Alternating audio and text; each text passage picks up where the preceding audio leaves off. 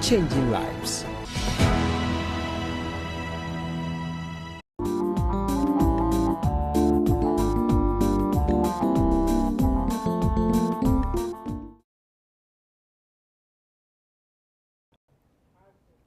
Hello, a lovely, beautiful Tuesday to you. I am so delighted to come into your homes again. We thank God for bringing us thus far. As we wind up in the month of April, I believe you agree with me that we need to praise God for how far He has brought all of us. We thank God. From the month of January, February, March, April, we are winding up in April. And I know He will sail us through to the month of May, through to June, and even to December. If you believe, just as I believe, say praise be to God there. We thank God because He has given us the opportunity for Love at Home to come into your homes again. On Love at Home, we discuss issues bothering the family. Is it parenting? Is it your marital issue? Is it your finances? Is it your love? Whatever. This is where we discuss issues bothering the family. So it is time to call in every member of the family that yes, Mami Afiasawa Mansa is back and he's on Love at Home on Hope TV for us to relearn, unlearn and unlearn again to help our families. Our interest is to prepare you and your families to meet Christ for His soon return. That is why we are here. So if you are ready, join us on Facebook, on YouTube, or even on your set. Call in your neighbor. Children are on vacation. Call them. It is time. Let's learn, relearn, unlearn on Love at Home. Today is also we have another interesting topic that we want to share or discuss. And we want to look at financial literacy for children. Yes, I'm sure you are wondering, children? Yes, is there the need for them to know what financial literacy is all about? As we grow up, when we were children, we didn't know. We grew. Then when we grew up, we were told that we need to start saving. We need to invest. We need to do that. We need to do that. Is it that easy? This is why it is important that we start discussing issues like this with our children, so that as they grow, they prepare their minds and prepare every resources that they get into planning their lives, so that it will never be too late for them. This and many more will be discussed on Hope TV on Love at Home. We also want to look at how families, parents, can help prepare their children. What is savings? When can they start? Is it too late? Is it too early? Join me as we start this discussion. I am Afiasawa Mansa, and to help me do this wonderful discussion, I have Mr. Thomas Kwesi Esau, who is also the Executive Secretary for Chamber of Pensions Trustees. And as you know, when you mention pensions trustees, then you should know that he's well versed and he knows what he's going to talk about. So, Elder. I thought you said Mr. Yes, okay. Yes. For my viewers, it's like that. How was your day? It's been a usual day, but very busy. Very busy. Very busy day. Yeah, yes, yeah. Okay. And I'm glad I'm here. All right. And then to have this occasion to educate our viewers on this important topic. We are so delighted. Thank you. So now you are the Executive Secretary for Chamber of Pensions Trustees. Tell me, just in a sentence, what exactly do you do? Very well. So the Chamber of Pension Trustees is an advocacy institution. So what it means is that with the promulgation of the National Pensions Act 766, which established the 3-tier pension scheme. So now we know about Tier 1, we know about Tier 2, and we know about Tier 3. We know that SNIT, Social Security National and Insurance Trust, is the one that administers Tier 1. And then the Tier 2 and the Tier 3 are administered by private trustees. We call them private trustees. So these private trustees, in the laws, we call them corporate trustees. So you have companies like Enterprise Trustees, Axis Trustees, Pensions, Petra, Old Mutual, People's Pension, Met Pension, and etc. So these companies came together in 2015 and formed a company, a chamber. So this chamber is the one that leads the advocacy for them. Advocacy in terms of what their interests are as market players, and then make a representation to the regulators or the government on their behalf. So I am fortunate to be leading this institution since 2021. Wow. So if you are aware, in the country around 2022, when the domestic debt exchange program was being undertaken by government, I was the one who was speaking on behalf of the pension industry. Wow. So that is the role I play. So you have a lot on your hands, and we are grateful that you are joining us on Love at Home. It's not and easy. So in this case, you are not going to be talking for adults. Now we want you to educate us, I mean our children, what we can do so that we can be responsible, in quotes, responsible adults, as you are regulating their pensions and funds for them when they grow. Now, I want to know, what basically is financial literacy and why is it important? We are saying this in respect to children. Good. So when we talk about financial literacy, what we are talking about is that the opportunity to understand and then effectively also use your financial skills. So you need to understand and effectively also use your financial skills. Now, these financial skills actually include your financial planning, how you plan your finances, how you manage your finances, how you even do your budgeting, and then also you engage in activities like savings and then investing. So it's a whole bouquet. The name is financial. The top is financial. So anything that comes under it. And especially it becomes important that we need to start educating children about this kind of financial skills. Because like you said, if you and I were fortunate and then beginning the years of 8, 9, or 10, and we had opportunity to be given this kind of education in finance or in money, how to use money, I'm sure by now you and me will be richer than where we are now. We are grateful where we are, but I believe that we will be richer than where we are now. And you see, when you are versed in financial education, or you understand what money is, it gives you a stronger relationship between money, because now you understand money, what money can do for you, or even how you can even get money, and how you can plan to use your money, and how you can ensure that money is always in your hand. Because money, as you know, is a medium of exchange. That is what, when you get, you can be able to buy something for yourself. And you know, every one of us have necessities of life. We need things. We need food, we need shelter, we need clothing, we need security, we need safety, etc. So there are certain necessities of life that we need. Now, how do you get those necessities for yourself if you don't have money? So money for us is very important. And it is, let me put it this way, it is the blood that runs through us in everything that we do. The blood that God gave us is natural, that is in our body. But the second one is the money that runs through. Without money, there's nothing you can do. So it is very important that at this age, we start thinking about how to educate our children, how in this financial or in these money skills, because it's very important. Now, one of the important things is that when the children understand the basic concepts and the importance of money, they become better managers of the money. So in our church, we have a department called stewardship. And what do we see? We said God have entrusted us with his goodies. Now we have to manage the goodies. Why are we managing them? We are managing them so that we can be able to use them effectively as we live on this earth. So when you're able to impart the financial skills into the children, they are able to manage the money that they have very well, so that at least in times of need, they know how they will support themselves. Even and in times of excess, they know how they will behave so that they don't spend excessively. So it's very important that we give financial. I am so happy you are bringing God factor in, because when I posted this, somebody said that money is the root of all evil. And so if we start talking about money to our children at this stage, they will not value God.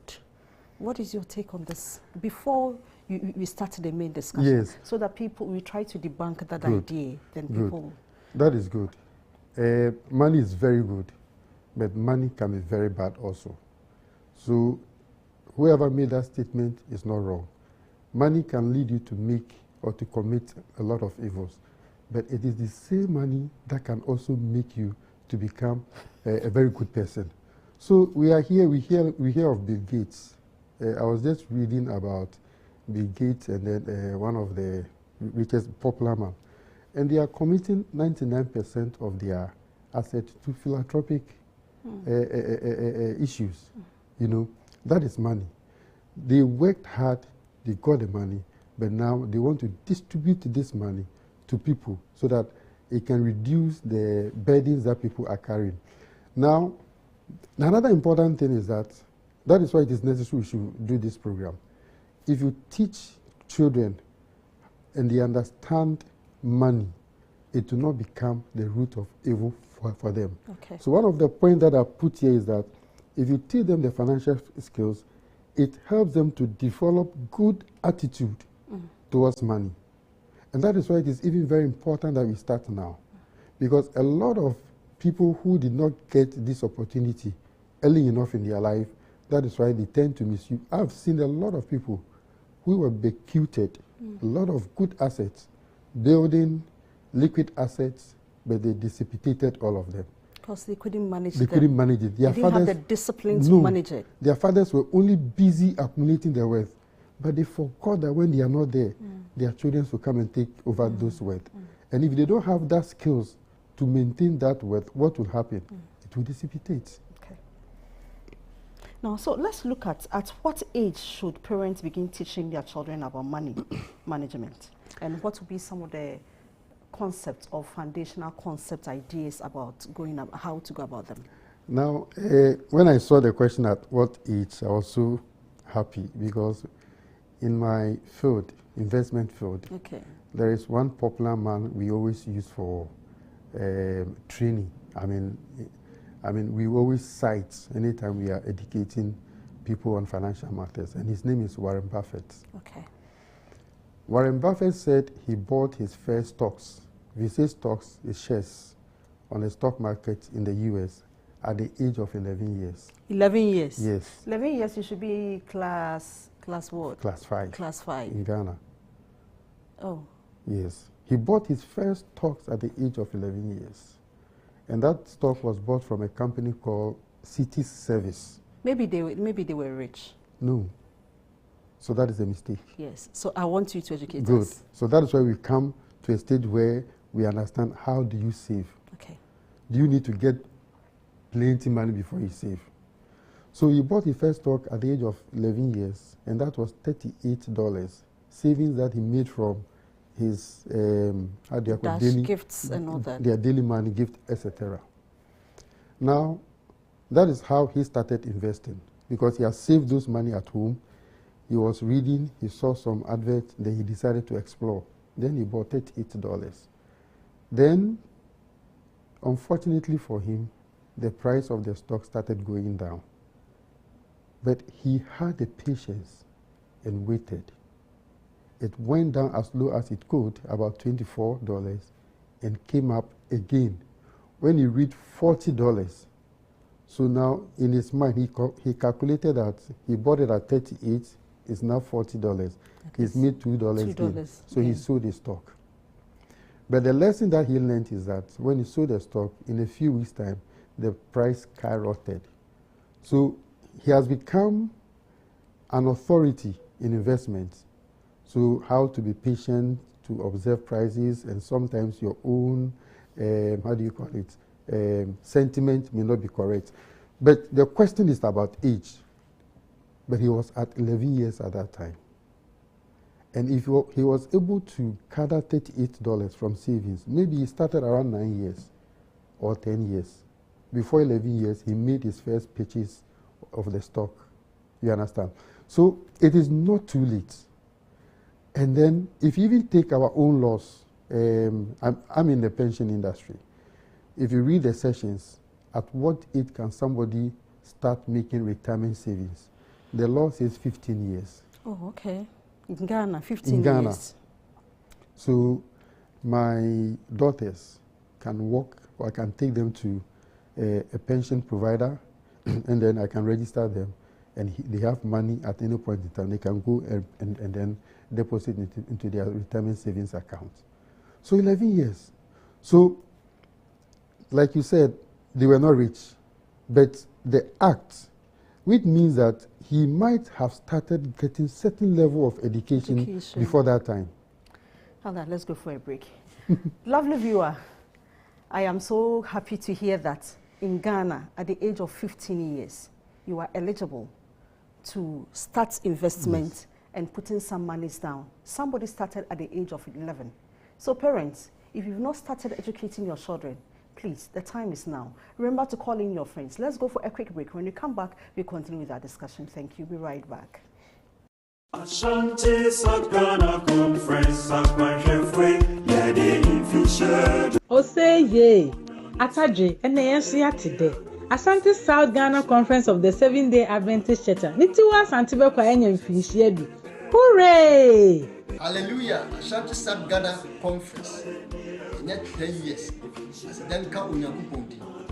January 2015, the conference in Eshase near office Kitwabi, Ewo, NC Senior High School, and then within 10 years, Unyakupo Amienya, the office complex, Eshenyakupo Nyam. Namaya Adoma, in field our day, the beginning 3rd May 2025. Ewo Amansia in Sroma Park. Nyamiadom yatu yourself from penny for the brain on the boom, Nenumina at the Nyamiasie.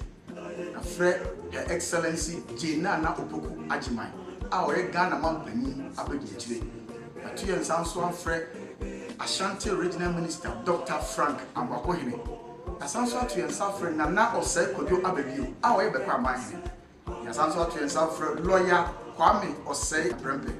Formerly on the CEO of Goyle. Well, that's from Queen. I told South of phone in I say, won't make a home, laying to me any day and send a median Munyam. Let the 5 big projects in so saying Yamipa for the next 10 years idea enemy, the Passia Drone. Out of 4, yet told South Friend was said, I'm ready swam on the 3rd of May. Won't make a home, near to me and resist the Cabby Bray. Ever boy and Miami a vision.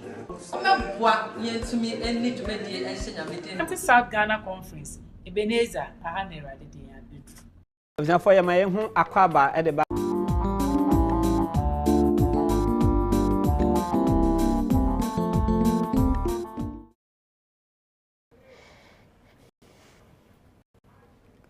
Hello, you're welcome, and I'm glad you wait on Love at Home, and we are discussing financial literacy for children. I have Mr. Thomas Kwesi, who is from the Pensions Trustees. He's in the Chamber of Pensions Trustees.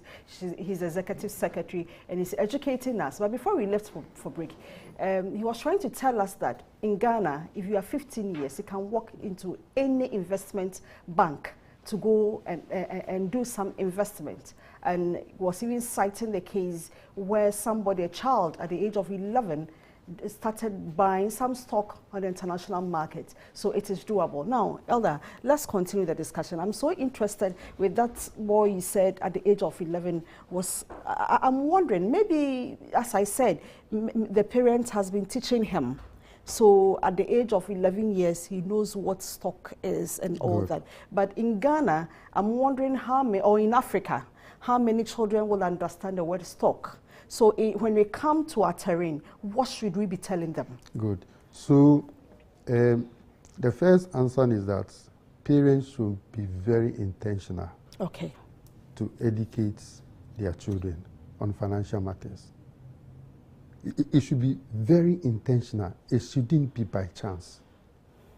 And if you intentionally put that skills into them, they become better managers. Now, there was one question that I missed, or answer that I missed. The lasting effect of the financial skills on them is that they will understand money, they will be able to balance need versus want. Okay. Look, a lot of us here, we don't understand what need is and we don't understand want is. We even use these terms interchangeably, but they are two different things. Need is your necessities that you need to fulfill, but want is the desires that you need to fulfill. And especially some of our women, when you walk in town, you've not planned for certain expenditure, but you see something there, it looks nice, you desire it, you buy it. Especially our wigs. Okay, I don't want to give examples. I'm saying it. Thank you very much. So it gives them the chance to understand when to prioritize spending, what they should spend their money on. So if they acquire that skills early, they know how to use their money very properly. Okay. Now, if you go on with the age issue, now I said that parents should be very intentional. It's not by chance. Look, the story of Warren Buffett, I am believing that their parents were very intentional. Okay. So they gave him some little education, that he became interested, and then started maybe looking for avenues that he can do some of those things. And I think that our schools also, because, I mean, if I remember Adventist training, our mantra, we train the head, the heart, and the hand. The heart is in the church, yes. The head is in the school, the hand is in the house. So parents in the house, then the head, school. So that will call for what do we teach them in our curriculum. Because we need to start putting that skills or training them for that skills early in their age. Okay. And you see, as a nation, if we have citizens who save and invest, it goes to the benefit of the nation. Okay. That is where the nation will get money, especially we call them those who want the money and those who have the money to give. Mm-hmm. So the surplus units and the deficit units. Mm-hmm. That's why we can have that intermediaries working. Okay. So it's even very important, and I think that is something that we should take up very well. Then we come to the church, our programs that we do. How do we intend that we give them the skills? You mean the children? The children. We impart that skills into them. So it is an intentional act. We shouldn't leave it to chance. Okay. Just like for me, I think we yesterday I was trying to speak to my children. We tried to trace back when we started talking about financial issues. And they were able to tell me that around COVID time. Mm-hmm. And I was happy about that. Mm-hmm. So it was intentional. Sometimes I give them money, sometimes I don't give them money. Why? They need to understand how money works. Okay. So we need to make the effort to train them from their from this stage of their life. Okay. Now, let's look at the practical strategies. What are some of the strategies that we can adopt to help us? If I'm a beginner, what you are saying, what you are preaching now sounds so good in my ears, and I want to start. Mm-hmm. What will be the strategy for me to start? Good. There are a lot of strategies. Okay. One of them, that is the easiest one we are all exposed to, is the Susu box. Mm-hmm. So I think I bought their first Susu box for them. Even yesterday when we had a discussion, they brought the Susu box. I realized that these are not what I bought for them. They have changed them? They have changed it, because I remember they opened the first one, I have to put the money in account for them. Okay. So now they find their own way, containers, to do their savings in it. So put that skills into them. I mean, that is closer to us. Now, as they continue doing that, teach them the relationship between time and money. We've been hearing time is money. But what is the relationship between time and money? Teach them. The more they are wasting their time, they are ripping off some gains. At this stage, they may not be working, but they should be studying. They should be learning. And the more they learn, the more they are becoming very knowledgeable in a lot of things. Now, another practical way that you can show them why it is important to save and not to spend all their money. I like using the story or the examples of farmers, mm-hmm. and especially crops. Mm-hmm. And one of the crops I like using most is maize. All right. So if you take one maize, I don't know, one bunch of maize, maybe you can find 200 maize on it. So if you plant the 200, and each of them also gives you 200, mm-hmm. How much is that? About 40,000 seedlings. Yes. You can spend maybe 38,000. You can preserve another 2,000 and plant. Look at the multiplier effects. Yes. So you teach them that when you save and you put it in an investment, the money will always be giving birth on itself. And that comes through interest and the gains and etc. So that when you put these skills and ideas into their mind, they are eager to see how it works. That is the most interesting thing. They are eager to see how it works. So they can put maybe 100 cedis in an account. They go to church, check at the end of maybe a period, let's say 1 year. Then the money is about 115 Ghana cedis. The money have gained something. It becomes interesting. Then they become more interesting to do that. Now, another practical way is to, I mean, those who are a bit of age, is to let them do their shopping list. So what do they need? And that is what you, as a parent, when you take their list, you are able to tell whether the things they are writing that they need Their needs or wants. Their needs or wants. You're able to tell. And interestingly, because they just go to SHS, I said, okay, give me your shopping list. You're able to tell whether it is needs or wants. And that's why you're able to tell them that, no, you don't need this. This one, you are desired. If you don't have this when you go to school, it will never affect or reduce your lifestyle. Then when they finish the shopping list, you go to the shopping with them. They should know. You know, my wife used to do that with them a lot. So I think there was a time we realized that, I think I heard Elinam saying it. When they go to shopping, they spend about 700 for the things that they were going to buy.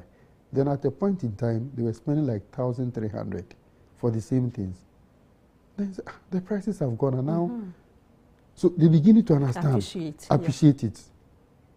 But if you are the parent doing all this yourself without them, you go and bring it, they don't know that the prices are even increasing to that point. Then teach them tithing and offering. It's very important, because the principle of tithing and offering also drills down to how they develop the benevolent spirit. Okay. You understand? Yeah. So the principle of tithing and offering also give them that education of developing the benevolent spirit. So they learn how to also share and give also. And then there are a lot of games. I mean, when we were kids, we used to play the Monopoly game. And if you look carefully, those that you play the games with, their attitude towards work and money are also different. Because they now understand that when they get the money, they can buy properties, they can buy cars, they can do that, they can pay their rent, they can do this. So it is always good to put some of these things, to have some of these discussions with their kids, and then try to use practical example, like the maize example that I use. I used to do some gardens behind those times, and they love. I involve them, and I said, okay, which one do you want to plant? They also do. Then they see their plant growing. Then they see the tomatoes, they see the onions, the pepper, the garden eggs. They are happy. So you put that principles into them. It's not something that they will imbibe immediately, but gradually they begin to appreciate how some of these things work. Okay. But so if you want to educate your child, maybe your child is of age, then you decide to give him or her an amount of money to start doing something. Then you realize that the child was not able to manage the little you give. I'm sure you'll not be happy. But in that sense, how should you manage the issue so that you do not discourage the child? You know, normally the first failure is even nothing. It's a learning process. They will always learn. We will always learn. As I sit here, with all my experience, I will not say I've not bent money before. You always make a mistake somewhere, somehow. So I think that it is always an opportunity to let the child also know at that point that it is not even time to give up. Quitters will never win. Quitters will never win. For instance, Thomas Edison, who developed the lights. Do you know how many times he tried? Several times. If he had stopped, we'll still be sleeping in darkness. So quitters never win. So it is the point that you encourage, and then let them reflect on the process. Where did they make a mistake? How did that mistake occur? Normally, when they're able to reflect themselves, they're able to come out and see that this is where the mistake was. This is what I did, I will not do again. Even let them continue and try. Next time, let the money burn again. Let it burn the second, the third, the fourth. You, the parent, and me, I will not be happy. I'm not sure I will be happy. But you just have to make a conscious effort and say, no, it's also part of the investment process. Okay. Because in investment, not all the investment will give you the gains. Some of them will give you losses. That is why we say investment is about the risk and return. So some of them you make loss. But some of them, when you make the gains, it even covers the loss. The gain that is going to make in the future will be so much in a multiplier effect that you will not even remember this loss. The loss becomes a story to share. Okay, so what are some other challenges that families normally would go through as they try to educate their children in this financial issues? In fact, the biggest, the one that for me on top of it is parents themselves who lack the financial knowledge. Okay. That is the one that I think is on top of my list. Why? Because if they have the knowledge, they will impart it. But if they don't have it, it becomes difficult. Especially if you're a parent that you're even having problem managing your own finances. Then what are you going to tell your child about managing finances? It becomes difficult because you don't have the skills itself. So I think parents should also learn. I mean, today, like you said, we are learning, we are unlearning and learn and relearn again. Yes, so it's an opportunity for parents also. They should also learn. Developing financial skills is not an easy task because our needs and our wants are unsatiable. They are many. In fact, as I sit here, do you know the kind of things that I want? That is the point. But you need to be able to prioritize these needs. That is why another strategy that is very important, sorry, is that I know some parents have fixed amount of money they give to their children when they are going to school. I think they should change their strategy. Why do you think so? So this is why. Teach the children how to prioritize their spending. If you are giving them fixed amount, they learn how to spend fixed amount. Okay. But if you are, let's say your normal usual amount is 30 Ghana cedis, they learn how to spend 13 Ghana cedis. Next time, give them 20. Because when you give them 30, they were able to spend all of them. The money got finished. When you give them 20 cedis, what the extra 10 cedis was buying yesterday, they don't have. So they'll find a way of to cut down. So now they learn how to prioritize. It's a skill. Yeah. But they don't know that you are teaching them. Maybe some of them would think, why is it that he gave me 30 yesterday, today he's giving me 10 cedis, or today he didn't even give me anything. But it's a skill of prioritizing. And then number two, they get to also know that you always not get all the money that you want to achieve all that you want to buy. You understand? And so it's one of the ways that you do as a parent also. And then also, we have a lot of cultural, social, and economic factors. I mean, as a parent, if your finances are not too good and you are struggling to even meet the basic necessities, it will become difficult to even, like your situation, give some money to your daughter to even do some trading. It will become difficult. Now, another cultural, social observation that we have made is parents who borrow from their children and they don't pay. It's a very bad habit. They will tell them that we gave you the money. It's a very bad habit. You think so? Yes. Do you know what you are teaching your child? No. You are teaching your child that when you borrow, don't pay. You don't pay. That is too bad. Yes. And that is why, as a nation, we have a problem with credit. So you see how it's developed. It sounds like it's a little thing, but most parents, in fact, I don't have the data, the evidence, but I will not be far from right if I say 95% of parents, when they borrow money from their children, they don't pay back. So the child grew up knowing that when you borrow, you don't pay. It's okay not to pay back. It's okay not to pay back. So we put that attitude in them from the beginning, but we don't know that's what we are doing to them. Because they also pick the lessons.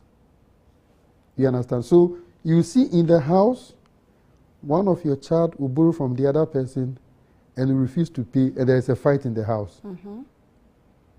And then the one who refused to pay is expecting you, who also borrowed from her or him and didn't pay, to stand by him and say that it's all right.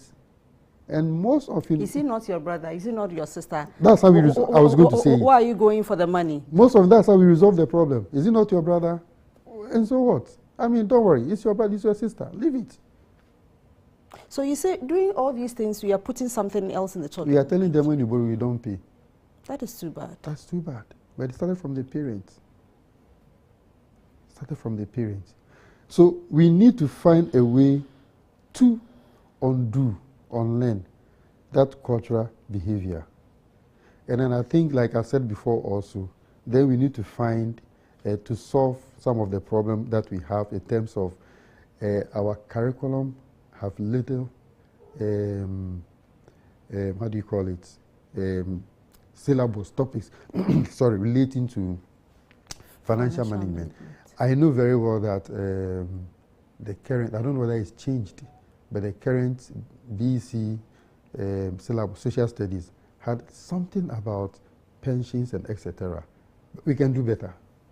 We can do better. I know they've been teaching them how to calculate compound interest, simple interest, and etc. They are all financial techniques. Just like I said, I use the mace as an example. It's a compounding effect, a multiplier effect.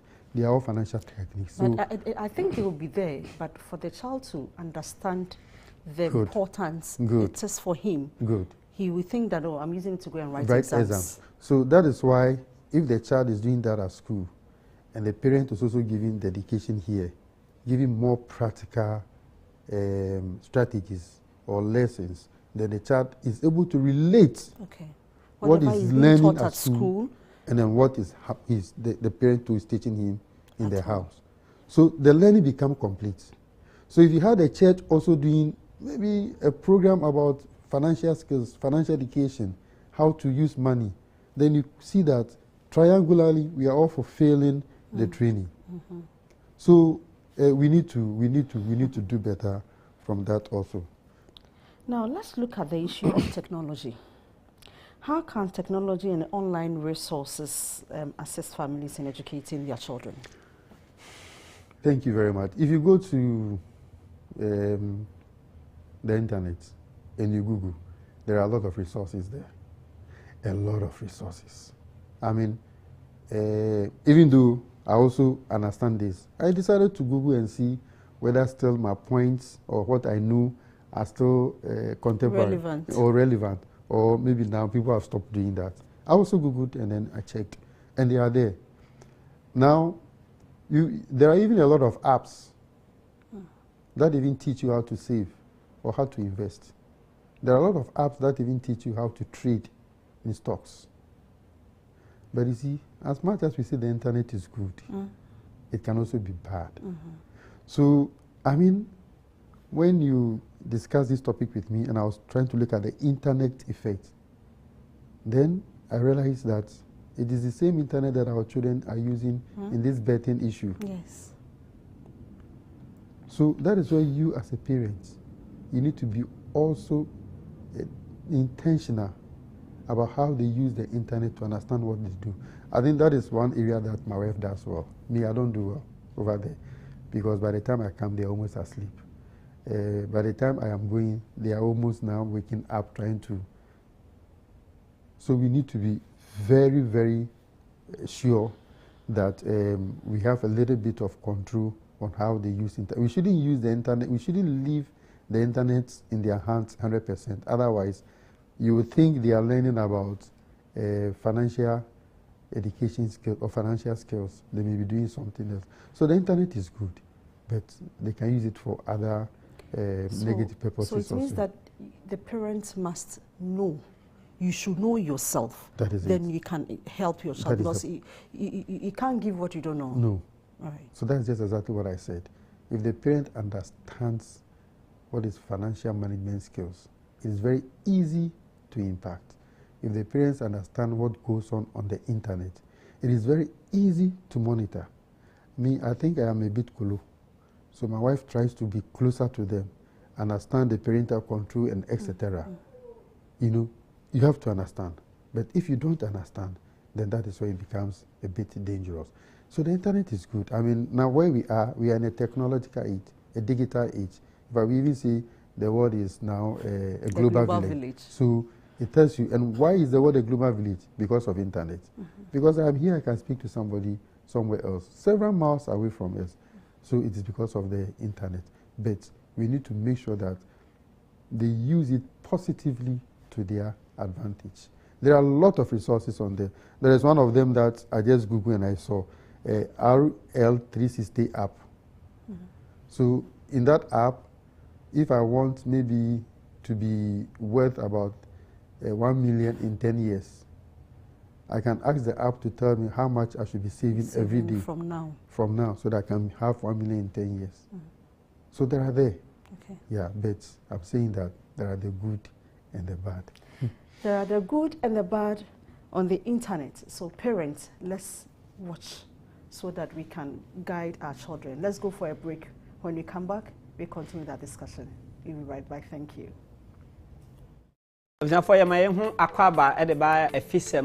Cohabitate, you know, kodo, yen wiasim titru Ghana hano, or your how another bottle yendo.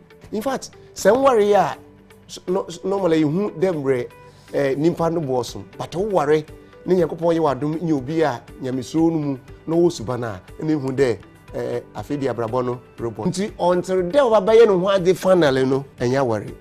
Efisem eye dwumedi ebeba wakwan so na wotwe bia eye dwumedi a yahyehyɛ yato ebo ase yahyehyɛ a ekasa efa ekwan a yefa so a yekwa aware mu ene ye ne yakwa aware mu niam a yebetumi aye ewo yaware mu a ede anigye ebebrɛn obemfo bi aka sɛ aware ye ne yebetumi esiesie aye yi aware kro no anso ebetumi asɛ yen enti sɛ yekwa aware mu a ne aye ahwe yi enu nti ena me Steven Damte mene osofani amoasan oye obemfo ewo aware animu afutusem mu yeto nsafre o se hwe yen yeto nsafre wunuanom se onu nyina nso meboa ye nyina ye nsua de a ebetumi aboa yen ne nya anigye ewo aware mu na wotwe bia yeto nsafre o se bra ye nsua de na si yen yi. Efisem showing this and every Sunday at 6 p.m. only on Hope Channel Ghana.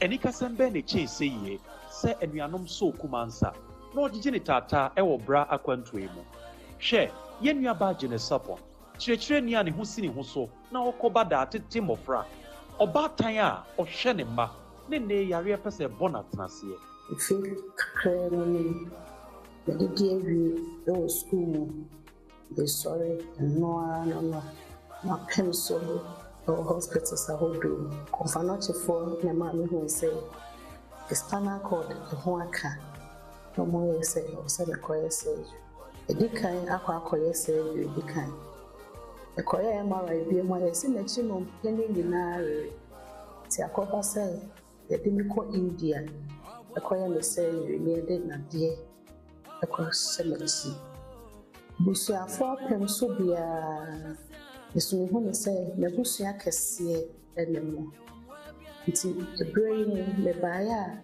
na ya destroy dear na de betumoni so bibiara obetemenka ana say be share video bi Israel say emo bi obetimedi aboa ni bia on support me say me here $22,000 where they akwa koye say me that day ya ntimi nko me kwa de say that day na say bibi shemechi sade ne so shemechi a ntimi ntinase e bia de say me da ho Wenti Odofo, also bet me the Omoa Sikafem Abba MTN number is so 024 375 7428 and our telecell 020 956 0591 and as a Ghana Commercial Bank account a good screen you see. Umi enchredo na nyame enshrayen na enshra na mayenua ba Janet Sapon enso atimi anantibie.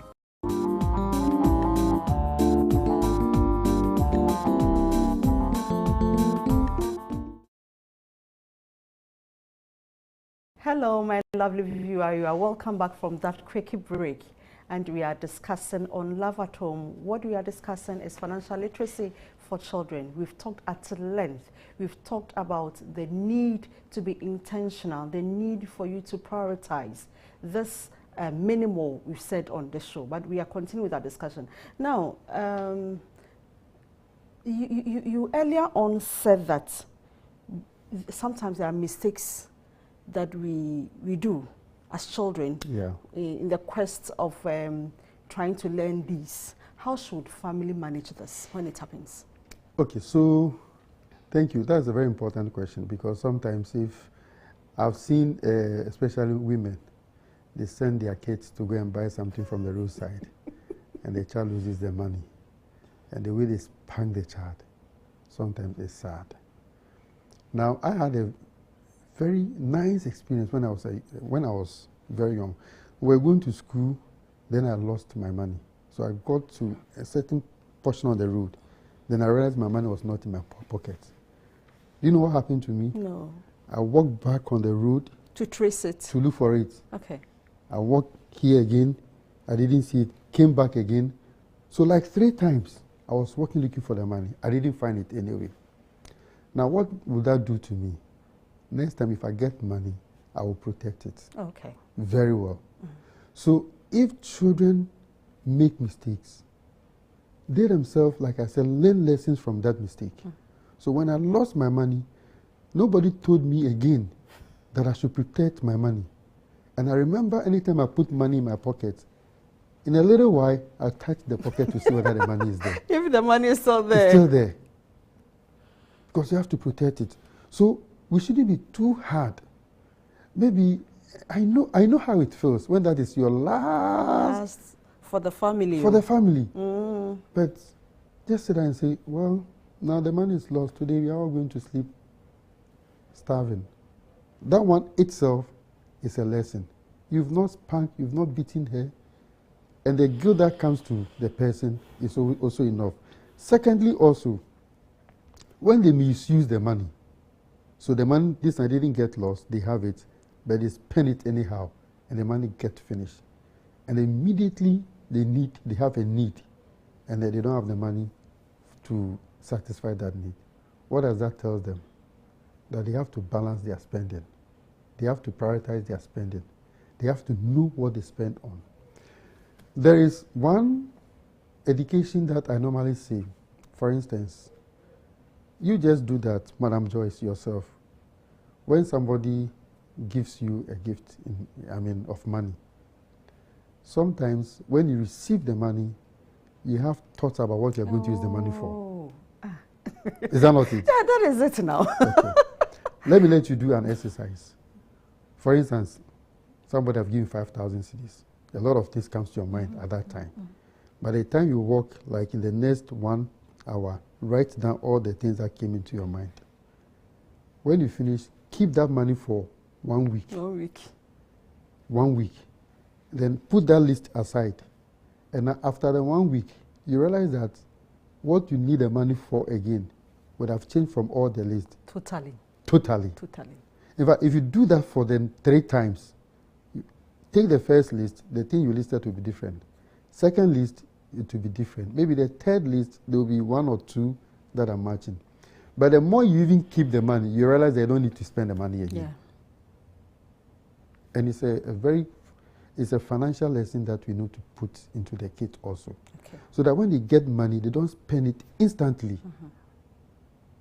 And that is why once they are keeping the money for a little while, they're able to determine what actually, that if they use the money for, give them a better value. But that is a complete discipline you're talking about. Yes, it's a discipline. And it's good. Yes, so financial skills is all about discipline. I've not mentioned the word discipline, but if you listen carefully, it's about discipline.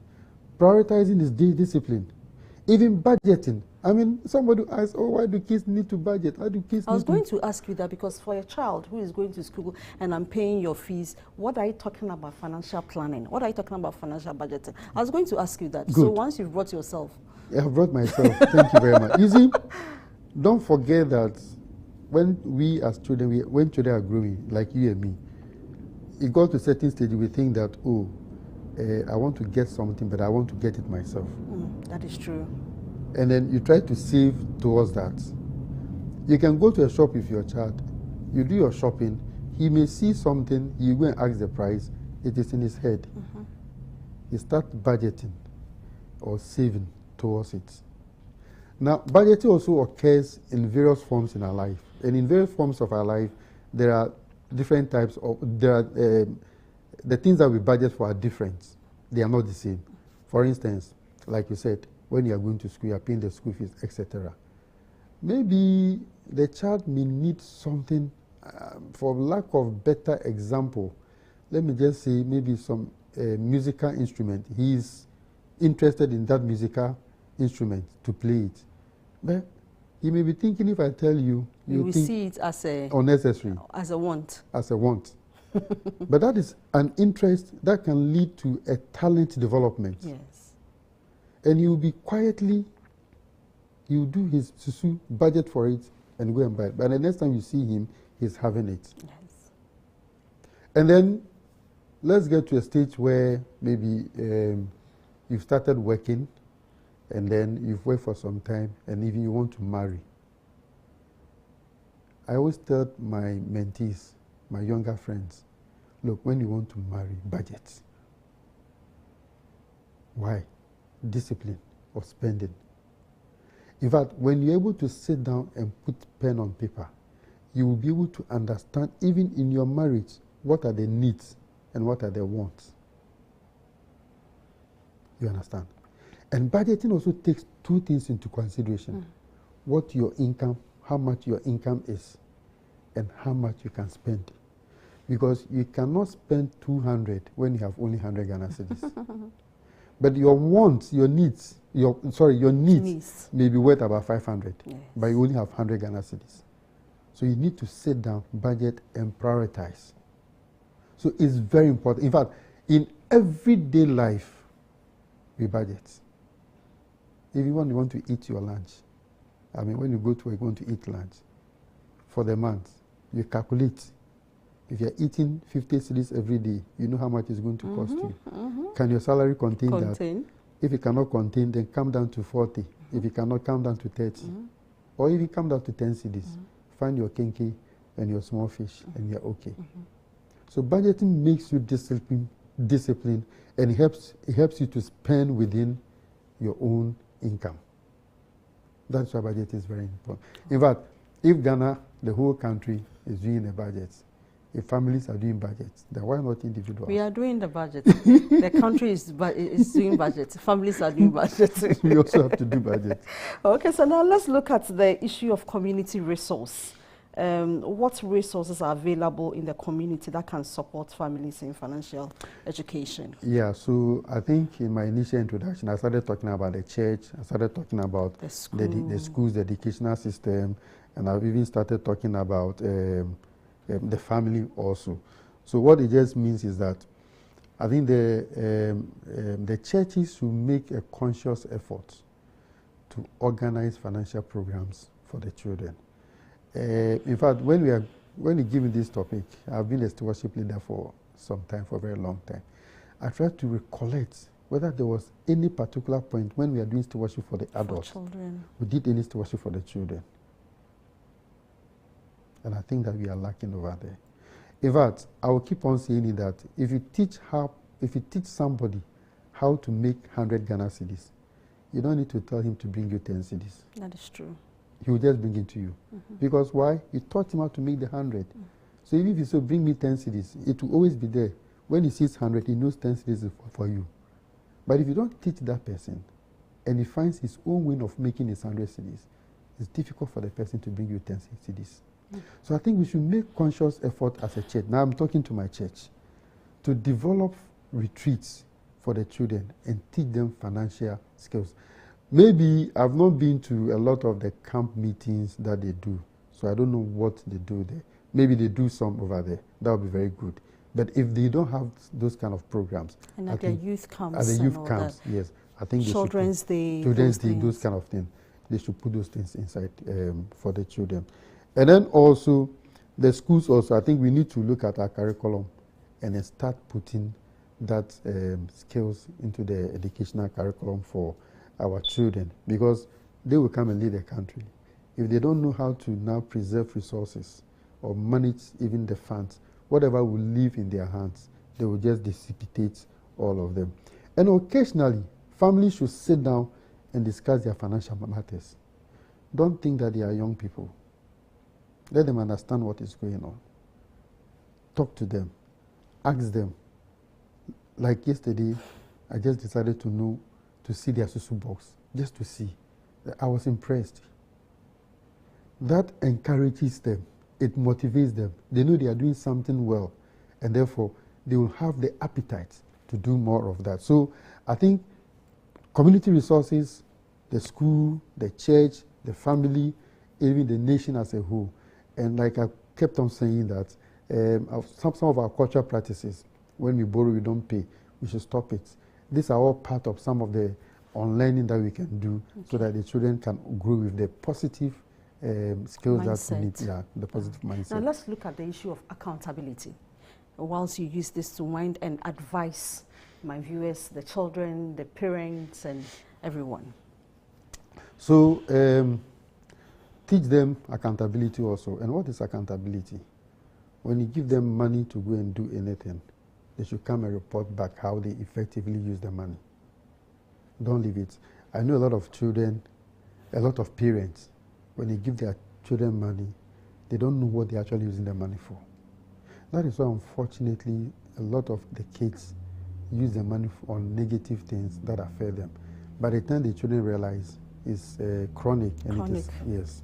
So just ask them, what did you use your money for? For instance, when my daughter started attending vacation classes, I started giving them money. The one day I just asked, so when they give you money, what do you use it for? They told me. That's okay. Then at one time they said, even what you've been buying, the price have increased. So you know. Now, if you teach these kids, you teach them these financial skills, it helps them a lot. The first one that it helps them is that positive financial habit or culture in children leads to understanding that money is a weapon to wealth. And managing money very well is a weapon to wealth.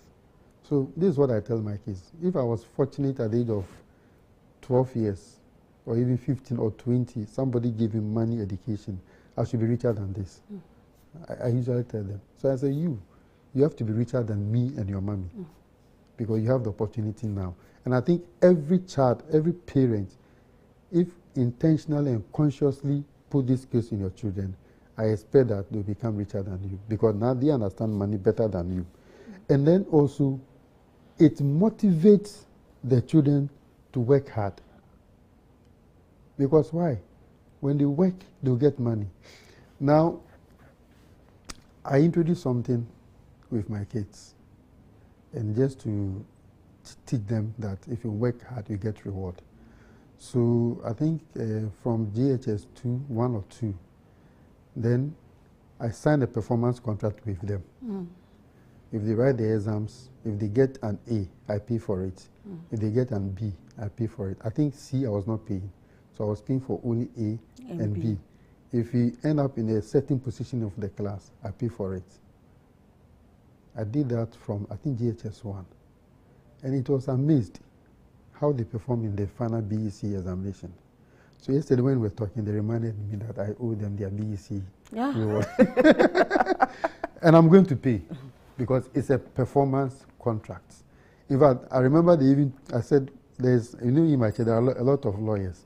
So the last one is that when you teach them good money habits, it prevents them from stealing. Okay. That is what people don't know. Right. People rather think that if you are giving them money now, then they become so much interested in how to spend money, and they are looking for money and they steal. But if you teach them good money habits, it really prevents them from stealing. And therefore, I would urge parents that they should make conscious and intentional efforts to teach their children how to manage their financial resources from this time, and they will be happy as a family. Thank you so much.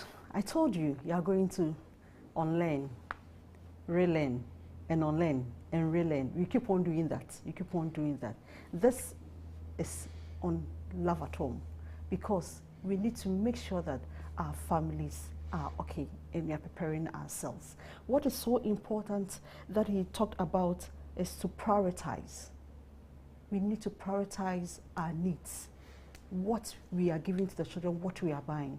And you also mentioned the fact that financial planning, financial literacy is about planning and budgeting. So you must plan before you move. Parents, how are you preparing, or how are you helping your families or your children to plan as they grow? It is our duty to help them. I'm sure you have learned a lot. I have. So with all that he shared with us, children, you are not far from wrong if you have started saving or you've started making some susu. It is important. But please be guided, and also make sure that you are accountable to whatever you are putting in there, and be happy that you are doing it. If not started, it's not too late. You can start now. It is important, because God says, and in the Bible says, that teach the child the way he should grow. And when he grows up, he will never depart from it. So parents, teach them now, and they will never depart. Until same time next week when you come into your homes again with another interesting topic, it has been Love at Home. I am Efia Sewamansa. Good night. Bye-bye.